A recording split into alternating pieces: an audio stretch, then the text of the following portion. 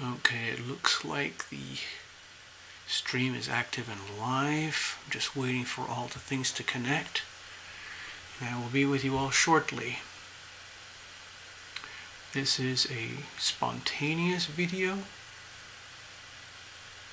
Nothing to do with what we've been normally talking about for some time. Alright, let's just get on with it.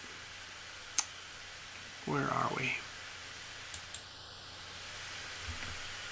Greetings, this is Lumination. It is late morning here in Las Vegas, and I just got permission to share a healing experience with you. I'm just gonna try and recount the story of what happened. Some of you know I've been a little bit under the weather. It's been a long journey dealing with cancer, but I'm still alive. Thank you, Tina. I saw your note there as well. You're still alive too. Okay. So I believe that I'm a very lucky man. I'm a very wealthy man. I'm a very happy man. I'm a very blessed man. And of course, I've also had my fair share of not such great stuff. But anyway, I just want to kind of get on with it. The situation is, you've probably noticed I've hardly been on the channel for, 3 or 4 months now, at least. And it's because I've been dealing with the cancer. Several months ago, my doctors noticed that the cancer was starting to come back. It's called prostate cancer. It's very common in men. Usually it's in men quite a bit older than me, but there you go. And so the doctors jumped on it and said, we're going to set you up with a new medication and some new radiation therapy. And of course I was just like, oh my God. Okay. And so the new medication, I've been on it for about 3 months now, and it's really strong stuff. And what it does, it kind of rips out it stops the male body from producing testosterone, because apparently testosterone is what acts as the fuel towards the prostate cancer. I have to take another medication as well. It's called Lupron, and it is a notorious medication that's being highly abused for what they call, what's it called? Gender reassignment, puberty blockers, and all of that.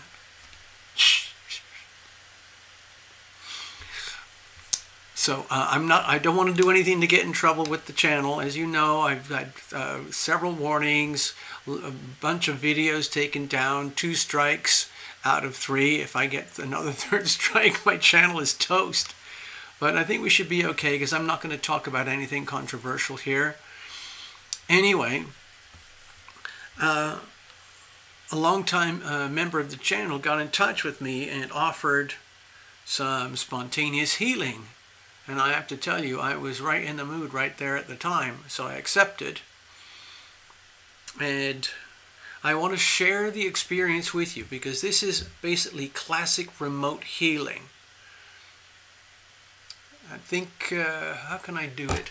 I'm probably going to have to go to the stage and maybe do some doodles to try and illustrate this, but let me give you let's say, a kind of a verbal overview at least, okay? So, by arrangement with the healer, okay, I'm going to do the reveal at the end. I'm over here in Las Vegas, and the healers are over there in Oslo area of Norway. So we're talking about 6,000 miles. So this is classic remote healing, okay? And the timing was absolutely perfect. I was just so lucky to catch the emails going back and forth in our chats between us. And so I looked at my clock. I said, you know what? It's the perfect time. Let's go for it. So I settled in. I thought, okay, I'm going to get some healing. Hallelujah. Now, of course, you already know I'm getting healing. I'm getting traditional healing for the cancer. Okay, I've got 2 very powerful medications. I've got a bunch of little under the, what do they call it, over-the-counter meds to just get me through day-to-day life, like a lot of people take, maybe some aspirin and some allergy pills and things like that. But the 2 main weapons of destruction are the medications that I'm taking, which basically stop the cancer from growing. But like a lot of treatments, sort of like what happens with infections, they find a way, the viruses and the bacteria find a way to get around the treatments. And that's what happened to me, because I've had the cancer for a long time, and I had to have this surgery about 8.5 years ago, almost 9 years ago now. And I was on my deathbed, literally. I was just bleeding out tons of blood from my derriere. There you go. But they caught it in time, and it was a real horrific emergency. I've actually got a whole book written about it, but I haven't even got close to finishing it yet. It's strange, right? And anyway, so fast forward, here we are about almost 9 years later, and the cancer's trying to come back. And one of my doctors noticed it. By the way, I have excellent health care here in Las Vegas. They really, really look after me. Why? Because love thyself. I try to apply that to myself. And so I kind of go by this thing like, I am worthy, I am deserving, I am open to receive, I am ready, I am willing, I am able to receive. And now I got it. I chant these little mantras to myself, and they work. So I am now currently receiving just premium, like VIP healthcare, as if I was a rich man. So anyway, early in the summer, one of the doctors, the oncologist, he spotted some of the numbers on my charts. He said, you know what, your cancer is coming back, man. We got to jump on this fast. We're going to get on it now, because once it starts to take a hold again, it's going to be much harder to stop it this time. Okay, so let's take care of this. And I kind of had this like really weird sinking, fainting feeling. You know what happens when you hear some very scary news? But I thought, you know what? I've been through a lot of horrific things, so we'll deal with this. So they said, okay, number 1, we're stopping your previous medication, and we're going to do a serious upgrade to another new medication, and it's going to replace one of them. So we're going to start that immediately. You might not like it at first, because it's going to make you you're going to have to take 4 pills a day, once a day. And it was very hard at first. So I end up taking them in the evening, because they make you pretty lightheaded and dizzy, and makes me feel very weak. But I got used to them now, because it's been going on for about 4 months.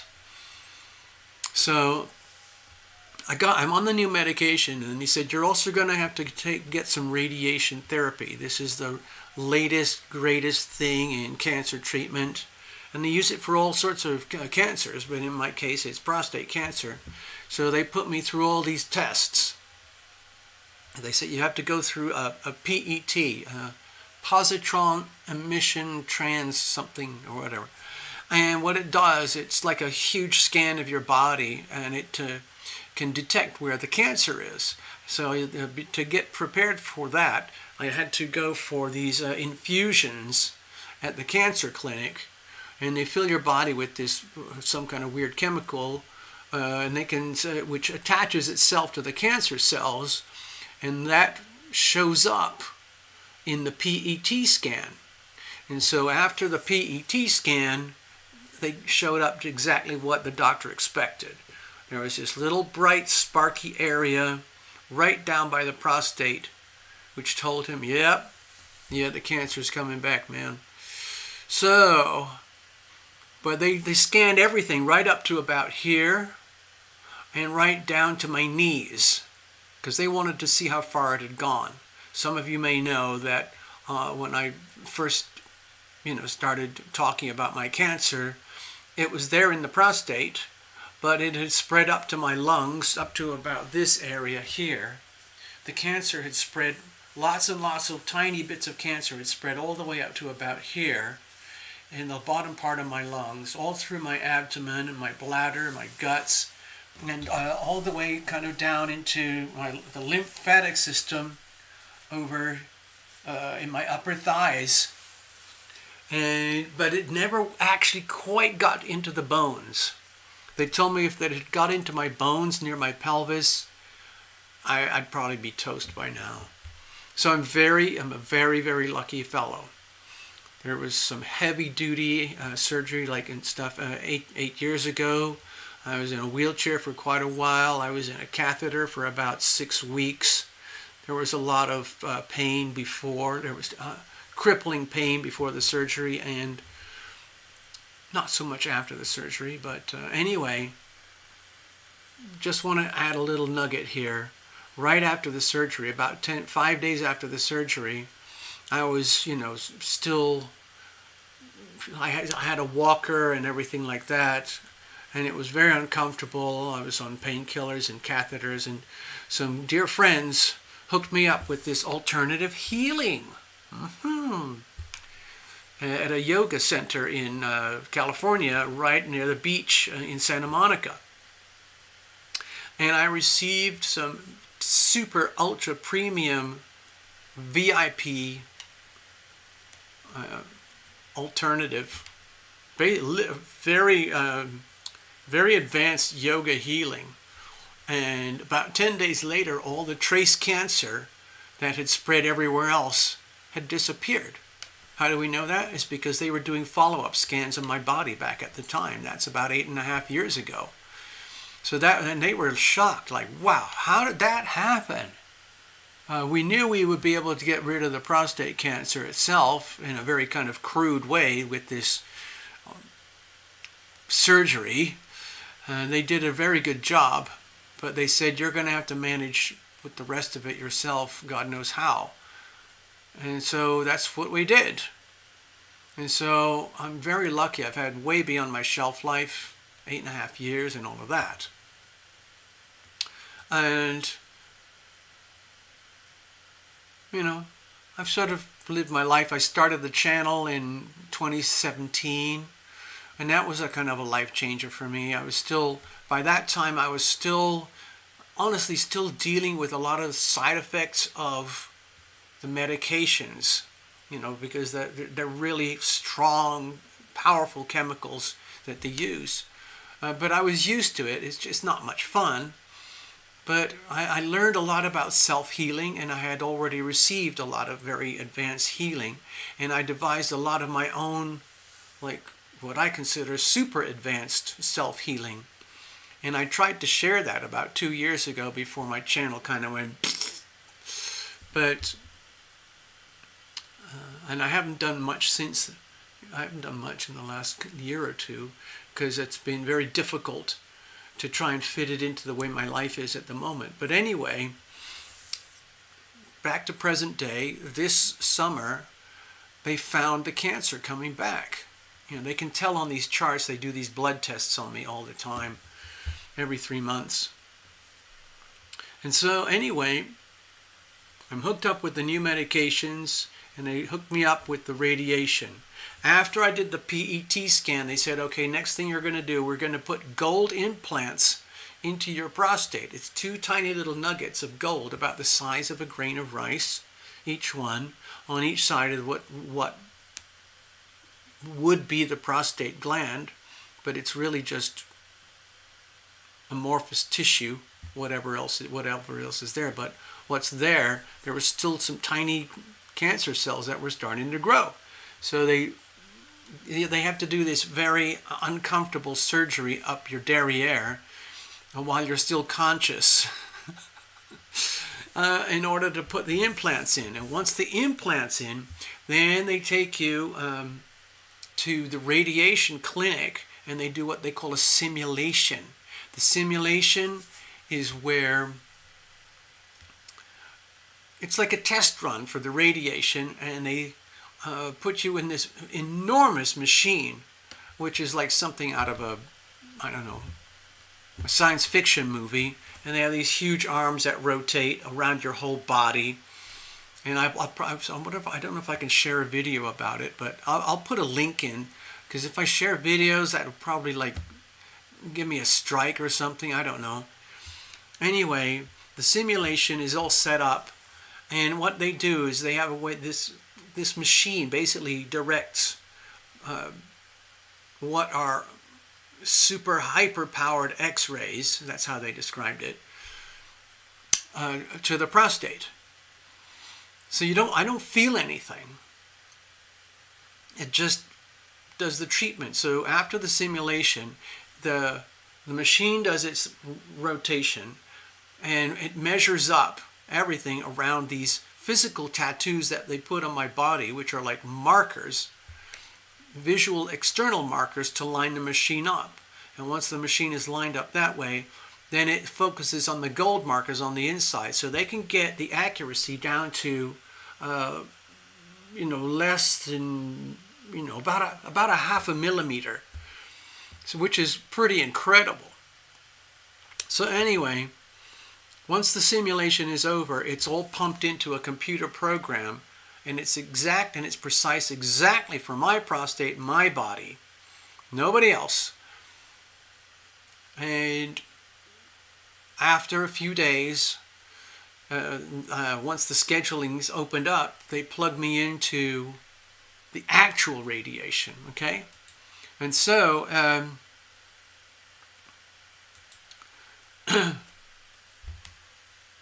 from there, it's 2 months of radiation, 5 days a week for 2 months.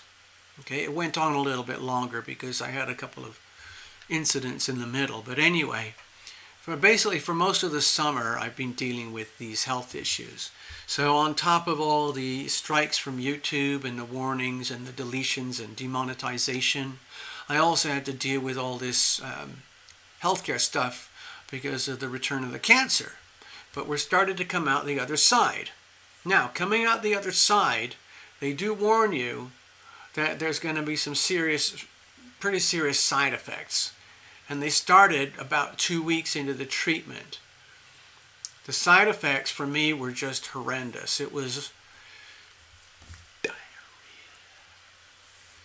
and extreme fatigue, sometimes dizziness, sometimes feelings of nausea, but a lot of extreme discomfort around the prostate area, in the guts, the bladder, the intestines. And they help you to get through all that. You have to take Imodium and things like that.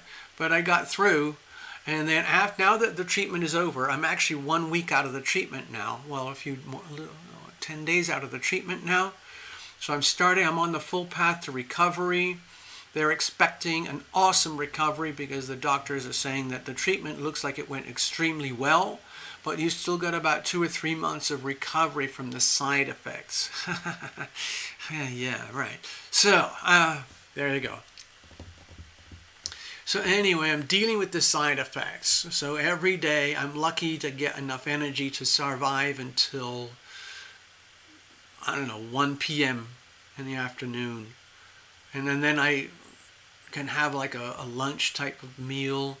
But after that, I'm pretty much toast for the rest of the day. I can hardly do anything. I'm just so tired. So I end up taking long naps. Then I get up in the evening, watch a bit of YouTube or something. And then I go to bed really early.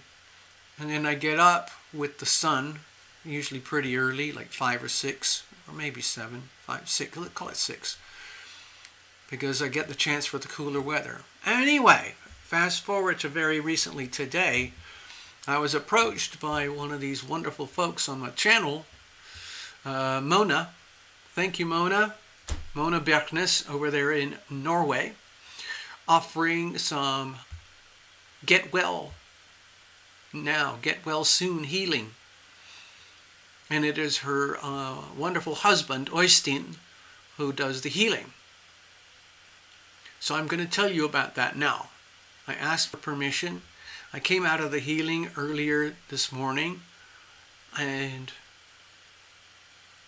it was, let me just tell you the story. Okay. How am I going to do this? You know what? Let me go to the stage. I got to do a presentation first of all. Let's see if this is going to work. Okay, we got this over here. Let me get you the good old textbook from Barbara Brennan from the early 80s. She was a kind of pioneer in the Western cultures about modern energy healing. So this is very much what it's about. Okay? Some folks out there, we have several folks on the channel who are energy healers, all different qualities and characteristics. But like, I just want to do an illustration. These are awesome illustrations of what it actually feels like. At least this is very similar to what it feels like for me when I received energy healing. I'm very familiar with this. So imagine, you see these, let me see if I can do this better. I've done these demonstrations and presentations before on the channel, but today it's personal. See this over here? This is a divine spirit, like an invisible friend from the other side. Same thing over here. They are literally that close. Over here, this would be me, my body, resting in a flat position. And this would be the healer. In this case, it would be Oystein, as represented by Mona. And these are the healing hands. Now, you have to understand that Oystein is a professionally trained and certified energy healer, including remote energy healing. And he very gracefully offered to give me some healing as a way to improve his practice and improve his skills. And I've actually received a couple of healings before years ago. Let me see if I can find the other pictures. Here's the other picture that is a very good indication. See this? This is another a very, very good depiction. You see all the golden glowing figures in the background? Those are my invisible friends, and those are also Oystein's invisible friends. You see the person on the table? That would be me. And then do you see the person standing up with the brown pants? That would be Oystein. And I also had a vivid impression that, in a very discreet, subtle way, that Mona herself was involved. So that would kind of make sense to me. The big shaft of energy coming down from above is the healing power of love. It's literally an energy field that is being channeled and, let's say, focused almost exactly in the same way that I received radiation therapy from the clinic over the last few months. Okay? So, if you think of it all as energy, it's remarkably similar. Because when I'm in this position here, like physiologically, I guess you could say the body doesn't actually feel anything.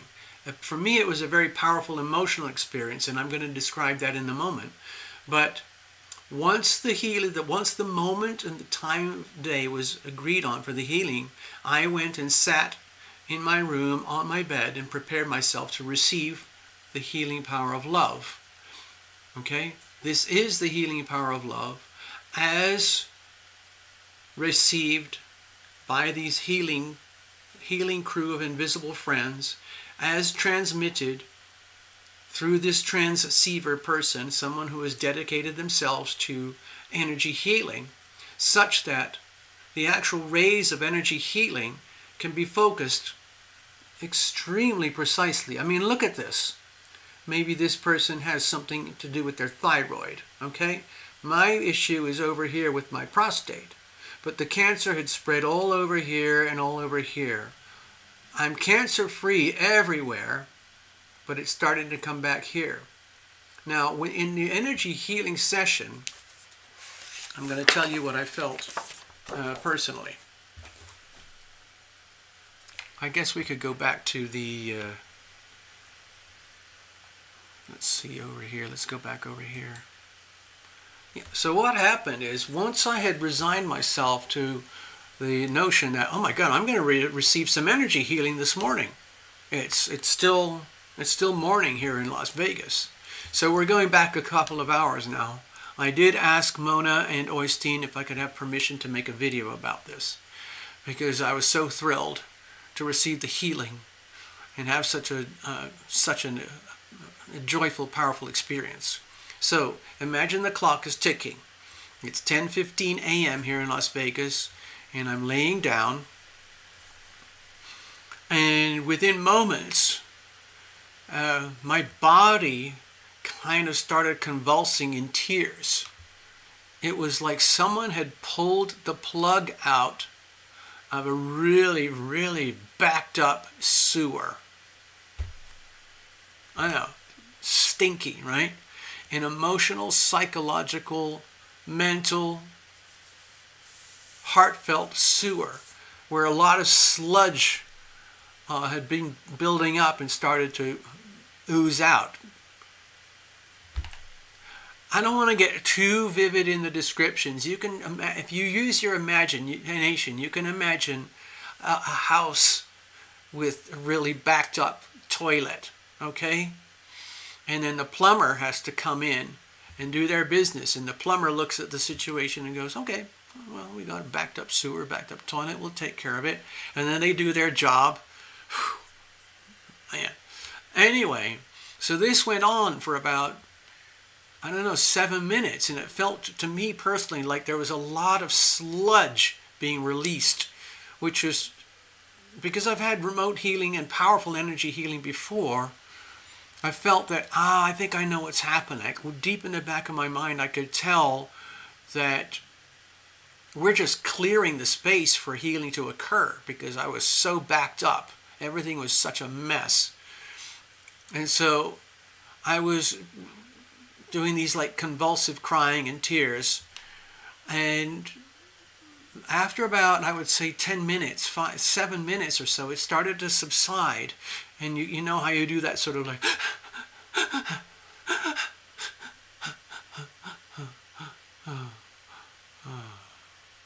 after you've been crying very heavily. I kind of became very, very calm and very dreamy. I went into this kind of dreamy state. I was fully conscious. Okay, I'm there on the table, fully conscious. I'm on my bed, actually. I'm laying on my bed. My head's propped up a little bit. And lo and behold, the healing begins. Now the healing had already begun because it started immediately that Oystein started to work. And I felt this feeling. You know how sometimes I get these feelings where I can feel a very strong connection with someone with whom I am working, even though it's thousands of miles away? It happens a lot when we do the Sunday live streams and do the tarot and the astrology and things. Anyway, I was feeling these in and outs of the energy of Oystein. And what I felt was like, the person we have here is someone who is very kind, very strong, very what I would call stoic, in a very Nordic kind of manner. If you could imagine, what is it, Anglo-Saxon or Nordic kind of characters. They have very heavy winters, so you have to be very stoic to survive the very tough winters that they have there. And I could feel Oystein starting to do the work. And what it felt to me like is that he was using his hands, starting to let me go back to the illustrations again. It's probably easier if I just use this. I'm not even going to bother with an astrodoodle. I'm going to use that illustration from, where is it? This one. I'm going to use this one, okay? So let's go over here. So what it felt like to me was that Oystein is here, okay? this might be Mona, but also I have a lot of invisible friends myself, especially there's 7 interns. And I felt some super high vibration work coming from them as well, but I'm not supposed to notice that, but I do. So what I noticed is that it felt like a sweeping motion. If you can imagine taking hands and actually let's use this example here, doing this sweeping motion over the body. Like literally kind of like brushing, like you would pet a cat or do grooming on a horse or a dog or a cat or something like that. It was very, very rich, very dense, a very powerful energy, and it felt very strong. Now, I don't know if that's what he was actually doing, but that's what it felt like over here. Okay? I felt a lot of work on my head. Again, I felt the presence of hands, the hands of Oystein, in and around my heart and my throat and my head. And it's not very accurate, but it felt to me that he was conversing a little bit, either to himself or to Mona, like, oh my God, we got some, this guy is seriously backed up. He's, it's like he's telling himself,